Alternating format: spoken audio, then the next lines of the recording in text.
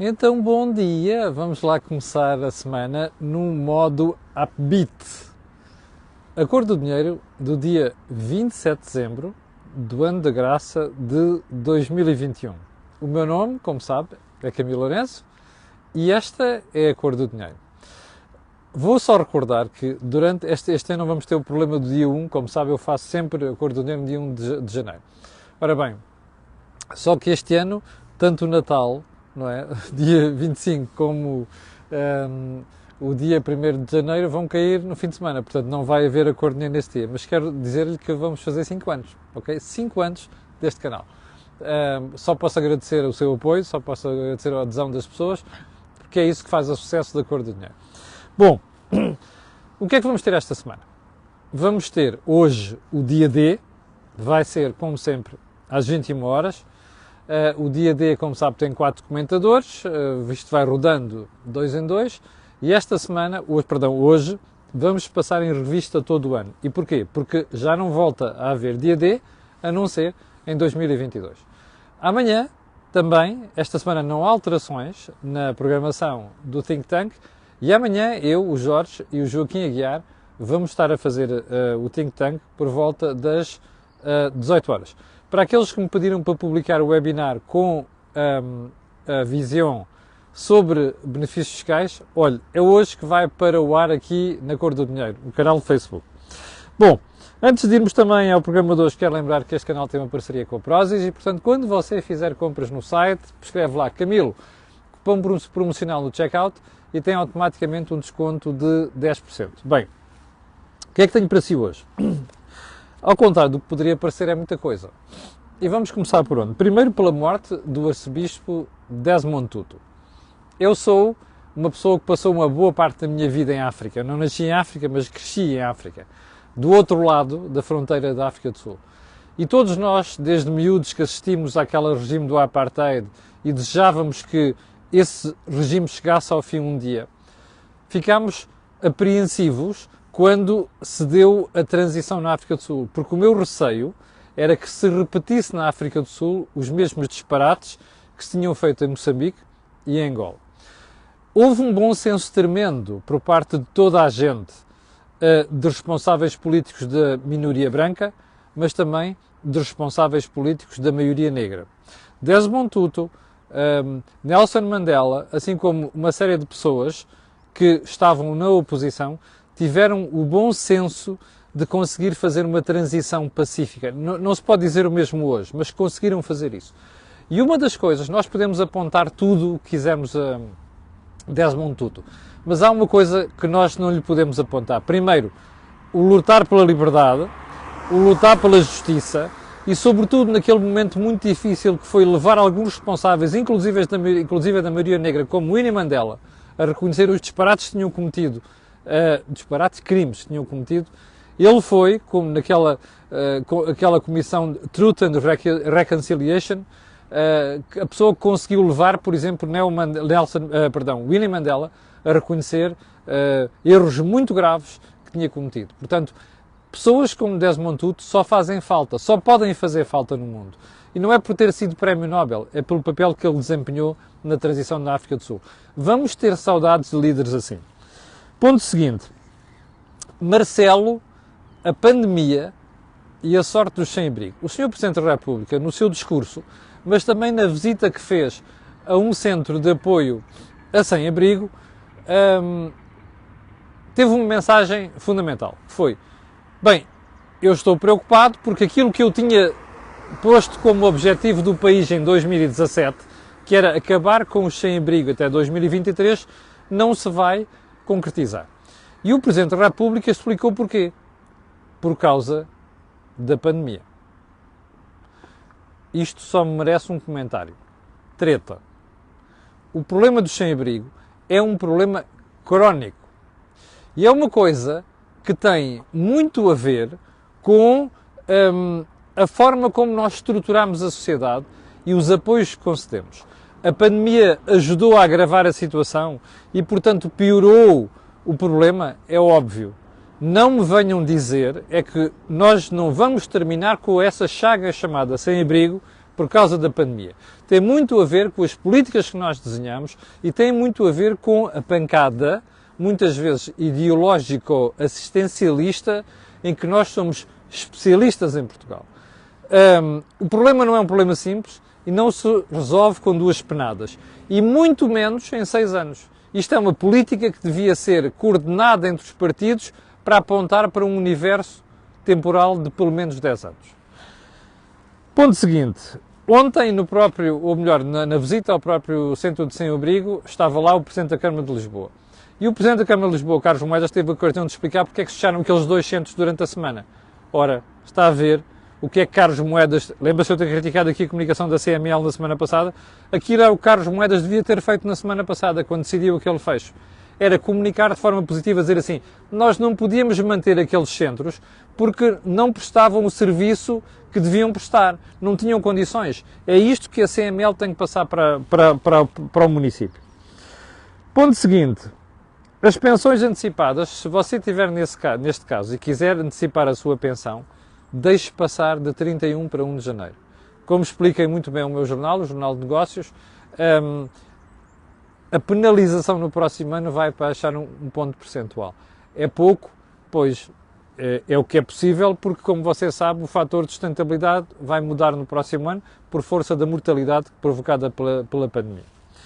Ponto seguinte, a natalidade portuguesa, que é uma sombra muito escura sobre o nosso futuro. Quer ver? Eu não mostrei isto no programa de sexta-feira e tenho pena. É uma manchete do Jornal Notícias, muito boa manchete. Perdão, não é do Jornal de Notícias, desculpe lá. É do Público. Epá, isto está muito feio, caramba. É a manchete, desculpe lá, deixa-me lá procurar aqui. É a manchete do Público, aqui está, em baixo, que é o problema da natalidade. Que nunca nasceram, o saldo entre mortes e nascimentos é o mais baixo em décadas. Ora, eu não sei se você tem visto os últimos think tank, mas há uns meses esta parte, mas o Joaquim Aguiar e o Jorge Marrão têm tratado deste assunto. Já agora, o tal assunto também ficou de sexta-feira, que eu tenho pena não ter tocado, tem a ver com a manchete do Jornal Notícias que diz: seguros dos animais com mais procura do que das crianças. Como sabe, eu tenho dito aqui muitas vezes, eu gosto muito de animais, mas isto é um péssimo sinal da sociedade. Então, fazem-se mais seguros para proteger os problemas relacionados com animais do que com crianças?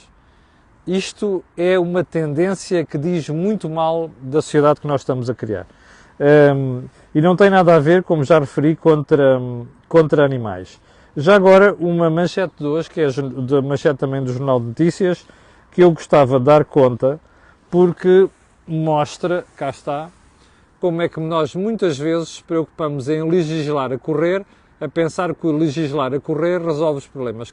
Lei criada para punir trabalho escravo nunca teve condenações. Está a ver? Isto é uma lição para o populismo na política. É que cada vez que acontece uma tragédia, um problema, corremos logo, e correm sobretudo os partidos, agarram-se àquilo como uma lapa e vamos legislar, vamos mudar. Há dias ouvi um debate interessantíssimo sobre a história da violência obstétrica. Uma coisa que já o nome fez a impressão. E ouvi um debate e umas malucas, que não têm outro nome, a defenderem criminalização de coisas que são da autonomia dos médicos, percebe? E os médicos com uma paciência desgraçada a explicar naquelas malucas o perigo do que estavam a tentar fazer, que é criminalizar coisas que não fazem sentido nenhum, percebe? A sociedade chegou a este ponto. E os partidos, porque naquele grupo estava uma senhora que é deputada, ainda é deputada, percebe? E os partidos fazem estas coisas no seu dia-a-dia, que é legislar a pensar que agora vamos votar uma lei e resolvemos um problema. Não é assim. As sociedades mudam-se pela parte cultural, muda-se pela educação, muda-se pela formação das pessoas. Esta malta, pelos vistos, não percebe isso. Bom, agora vamos aos assuntos de hoje. E vamos começar com uma sujeira, ok? Isto não tem outro nome, é uma sujeira. Então eu vou-lhe explicar o que é que se passa. Há um senhor chamado Rui Paiva, que por acaso faz o favor de ser meu amigo há uma série de anos. E nós temos um chat dentro Temos um chat no WhatsApp onde trocamos uma série de informações. O Rui Paiva, há semanas, trocou connosco, somos um grupo de amigos muito fechado. Olha, a fotografia do almoço de Natal é aquele grupo. Trocou connosco uma sugestão que era: vamos criar uma conta de apoio à viúva daquele trabalhador que morreu na autoestrada, na A6. E todos nós demos a nossa opinião favorável. O Rui Paiva tem vindo a divulgar em sucessivos tweets essa iniciativa. E no dia 23 de dezembro pôs essa iniciativa em prática, que é cada pessoa doar €1 àquela família. E o objetivo era ultrapassar os 100 mil euros, porque como você sabe, aliás está na manchete ou de hoje ou de ontem do Público, já não me recordo, a situação precária em que vive a senhora Marta Azinhaga. É assim o seu nome e as suas 2 filhas. Bom, eu ontem pensei que isso fosse uma brincadeira, porque isto é uma sujeira absolutamente monumental. E aqui está ela. É um tweet da doutora Fernanda Câncio, pelos vistos jornalista, que pega numa notícia que diz assim: CEO da WeDo, é o caso do Rui Paiva, lidera movimento de apoio à família do homem atropelado pelo carro de cabrito. E a Fernanda Câncio, eu juro-lhe, pensei que isto fosse um hoax. E hesitei porque era para ter posto um post sobre isto ontem. A Fernanda Câncio diz isto: mais outro que se quer promover à custa de uma tragédia. Que será feito da primeira coleta que foi anunciada? Espantoso como alguém ainda cai nestas cantilenas. Eu tenho pena que a Fernanda Câncio não tenha substanciado esta acusação. Primeiro, o que é que quer promover? Eu não tenho, o Rui Paiva não me passou procuração para falar em nome dele. Mas eu conheço o Rui Paiva há muitos anos. Há mais de 20 anos. Não me consta que o Rui Paiva precise de promoção para porra nenhuma, percebe? A segunda é que eu gostava muito que a Fernanda Câncio substanciasse isto. Que será feito da primeira coleta que foi anunciada? Espera aí, isto é uma sugestão de quê? Que alguém meteu dinheiro ao bolso? Era bom que a Fernanda Câncio respondesse a isto. Segundo ponto, espantoso como alguém ainda cai nestas cantilenas. Qual cantilena? Então, se a Fernanda Câncio não quiser substanciar isto, eu vou-lhe dar uma ajuda. A conta bancária criada em nome da senhora Marta Azinhaga e das 2 filhas é uma conta a que Rui Paiva não tem acesso. Ok? É uma conta que ele nem sabe quanto é que as pessoas já lá colocaram. Essa conta está acessível à senhora Marta Azinhaga e às suas filhas, a mais ninguém. Eu só poderia, se o Facebook não fosse bloquear, hoje utilizaria uma expressão certinha para designar este tipo de intervenção. Não vou fazer. Não vou fazer para não ser bloqueado pelo Facebook e não vou fazer porque os meus pais me ensinaram que há gente que não merece sequer um insulto. Percebe? É apenas isto. E já agora vou-lhe dizer uma coisa. Eu vou hoje publicar na minha página o tweet do Rui Paiva em que anuncia a campanha. E você, se quiser contribuir para aquela senhora que está desgraçada da vida, vai ter a oportunidade de fazer isto. E garanto-lhe uma coisa. Não há aqui o mínimo de suspeita, e eu não tenho nada a ver com o processo, mas não há aqui hipótese nenhuma de alguém envolvido nisto meter dinheiro ao bolso. Ao contrário do que aqui é sugerido, ok? E já agora é assim, como você sabe, eu tenho-os no sítio. Quando eu tenho que fazer acusações a alguém, eu faço-as mesmo. Se não tiver, não as faço. Isto é uma polícia. E eu não consigo utilizar outro termo. Bom, vamos então aos assuntos principais. Então é assim. Eu ando a analisar isto há várias semanas. Que é, não sei se você já reparou, de um momento para o outro, toda a gente começou a falar em subida de taxas de juros. Inclusive os mais céticos, que era o caso do Governador do Banco de Portugal. E o próprio Ministro das Finanças já vomitam teorias sobre isto. As taxas de juros vão subir. Se você é acompanhante, seguidor e até comentador da Cor do Dinheiro, já sabe que eu digo isto há mais de um ano. Bem, não tarda nada Você vai ver, como você se recorda, ainda há escassas 2 semanas, o Sr. Presidente da República, depois de uma visita daquela Barbie que veio a Lisboa, veio dizer que em 2022 não vai haver aumento de taxas de juros. Eu na altura comentei-lhe isto aqui. Bom, deixe-me só fazer-lhe uma previsão. Sabe o que é que eu acho que está a criar? Está-se a preparar a opinião pública para uma coisa apenas: Bloco Central.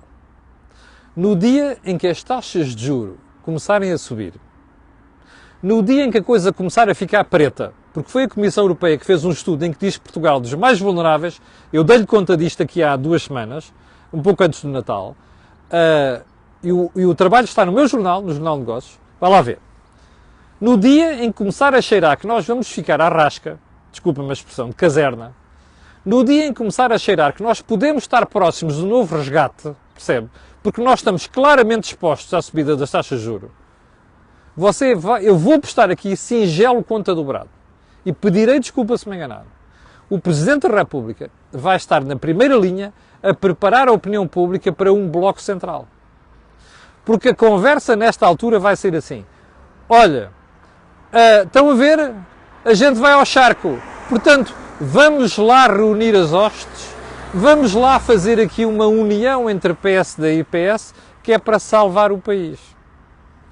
Repito, se eu me enganar, pedirei desculpa. Mas há uma coisa que gostava de lhe dizer. Eu gostava muito que o Sr. Presidente da República, para além daquelas intervenções que faz normalmente, tivesse pelo menos a coragem de fazer esta pergunta. Porquê é que Portugal está, no meio da pandemia, com uma dívida que vale 131,4% do produto interno bruto? A resposta, o Sr. Presidente da República conhece-a muito bem. Porque o governo liderado pelo Dr. António Costa e na altura por um senhor chamado Mário Centeno andaram a fazer de conta que nós fizemos consolidação orçamental. Fizemos 0, percebe? Porque se tivéssemos feito, nós não estávamos tão expostos à dívida como estamos. Você dirá, a Grécia está, mas a Grécia é um péssimo exemplo. A Itália está, a Itália é outro péssimo exemplo. A União Europeia não faz reformas por causa de Itália, porque sabe que ele vai ao charco. Agora, nós somos pequeninos, temos flexibilidade. Podíamos ter feito um ajustamento da dívida muito mais para baixo, próximo dos 100% do produto interno bruto, tínhamos o acréscimo de 10 pontos percentuais e estávamos chaves. Não foi isso que aconteceu. Eu gostava muito de ver o Sr. Presidente da República, um dia destes, antes de fazer apelos ao Bloco Central e à União e ao apoio, porque ele é o primeiro a dizer assim: lembra-se do Guterres? Eu apoiei 2 orçamentos do Guterres. Fez muito mal. Porque era para Portugal pertencer à zona euro. Pois é, mas para Portugal pertencer à moeda única, era bom que o Sr. Presidente da República, que na altura era líder do PSD, tivesse chumbado os orçamentos do Dr. António Guterres. Sabe porquê? Porque foram esses orçamentos de Guterres que ele deixou passar que atiraram o país para o escarco em 2001. Como sabe, tivemos uma recessão em 2001 e depois tivemos outra em 2010. Está a perceber? O problema deste país são os Marcelo Rebelo de Sousa, que em prol de não sei quantos na União Nacional fazem estes disparates. Eu suspeito que estamos à beira de cometer mais um, mas cá estarei para condenar esta marmelada toda. Bom, ponto seguinte. Lembra-se da decisão que eu critiquei aqui na sexta-feira? O Governo suspendeu o corte de serviços de telecomunicações, água, luz e gás aos consumidores. Lembra-se disto? Não foi preciso esperar muito. Na sexta-feira recebi uma chamada de várias pessoas de empresas de utilities a dizer assim: Camilo Lourenço, você não faz ideia dos calotes que nós temos. E calotes de gente que pode pagar. Inclusive de empresas, percebe? De empresas. E eu estou quase tentado, um dia destes, a divulgar aqui os calotes de algumas empresas que não pagam estes serviços. Percebe? A quem o governo veio dar a mãozinha a propor uma marmelada destas. Está a perceber? Isto é uma vergonha. Percebe? Para ganhar eleições não é preciso isto. Para ganhar eleições basta ser sério. Não é tomar medidas destas, que são medidas de caráter meramente populista. Bom, ponto seguinte. Discurso de boas festas, já estava a pensar que eu não ia comentar, não é? Do Sr. Primeiro-Ministro. Já comentei do Presidente, vou comentar do Primeiro-Ministro. O Primeiro-Ministro disse que foi muito contido. Que vergonha! Ai, não sei quantos que não estamos em eleições, porque se não tivéssemos eleições tinha muito para dizer. É pena, porque ele não tinha dito o resto. Porque se ele quisesse dizer o resto, tinha dito assim, eu falhei. Eu falhei na pandemia, eu falhei na economia, eu falhei nas finanças públicas, eu falhei no SNS, eu falhei na educação. Percebe? Era o que o Sr. Primeiro-Ministro devia ter dito. Mas o que eu achei mais interessante foi a elogio do Sr. Primeiro-Ministro a pessoal da saúde, com destaque para os enfermeiros. Como sabe, eu sou um defensor dos enfermeiros. Tenho feito isto aqui, sistematicamente. Mas há uma coisa que não gosto. É o Sr. Presidente da República não se ter lembrado dos médicos. Porque não é por acaso que 97% dos problemas, da malta com problemas aqui da pandemia, passam pelas mãos dos médicos. A pergunta que eu tenho para fazer é esta. O Sr. Presidente da República esqueceu-se de falar, perdão, o Sr. Primeiro-Ministro esqueceu-se de falar dos médicos? Ou isto foi apenas ou isto teve um segundo sentido? Eu não tenho a mais pequena dúvida. Acha que isto é uma sujeira, percebe? E já agora, convinha que o responsável, a malta da Ordem dos Médicos, embora sem fazer uma declaração formal sobre isto, mandasse uma piadita. Porque eu acho que o Primeiro-Ministro merece, depois do lamentável descuido que teve no seu discurso. Ponto seguinte. Ainda à TAP. A entrevista que o Dr. Pedro Nuno Santos, Ministro das Infraestruturas, deu ao jornal Eco, uma boa entrevista, aliás, muito bons entrevistadores, a uma certa altura, há um outro aspecto que eu hei de comentar um dia destes, mas hoje vamos ficar só por aqui que estamos a ficar sem tempo, que é este. A uma certa altura, o Ministro diz assim, então alguém pergunta, então mas quanto é que custa fechar a VEM? A VEM é a empresa de manutenção que a TAP comprou há mais de 10 anos no Brasil, que é uma ruína completa, onde já lá estourou quase 1.000 milhões de euros dos nossos impostos. E alguém pergunta assim, quanto é que custa fechar a VEM? Ah, não sei, mas nunca mais de 110 milhões. Ouviu bem? Fechar a VEM no Brasil não custa 1 milhão, nem 11 milhões. Custa 110 milhões de euros. Deixe-me fazer-lhe uma pergunta. Porquê é que a TAP não fechou a VEM mais cedo? Para nós continuarmos a estourar dinheiro na TAP? É essa a ideia? Fica a pergunta. Você já viu onde é que este pessoal estoura os milhões de euros que vai buscar aos seus impostos? Já pensou nisto? Bom, como lhe disse há bocadinho, tinha aqui mais 1 ou 2 aspectos para comentar, mas vai ficar para amanhã. Nomeadamente, a entrevista que o vice-almirante Gouveia Melo deu ao Expresso neste fim de semana. Porque parece que há muita gente que começa a ficar preocupada com a disponibilidade do Gouveia Melo de desempenhar funções na sociedade portuguesa. Outras funções. O que me faz impressão às vezes é este país tem um déficit de líderes, tem um déficit de gente que pensa para organizar a sociedade. Quando aparece alguém capaz de fazer isto, a malta vomita ideologia e disparates. Mas sobre isso falaremos amanhã. Quero agradecer a quem está em direto, quero pedir a estas pessoas e outras que vão ver aquilo que peço sempre, que é colocarem um gosto e fazerem partilha nas redes sociais. Já sabe porquê. Aquilo que houve aqui não houve em mais lado nenhum. E já agora, lembrar-lhe que não se esqueça que às 21 horas vamos ter o nosso dia D. Quanto a nós, até amanhã, às 8 da manhã. Obrigado, com licença, e tenham um grande dia.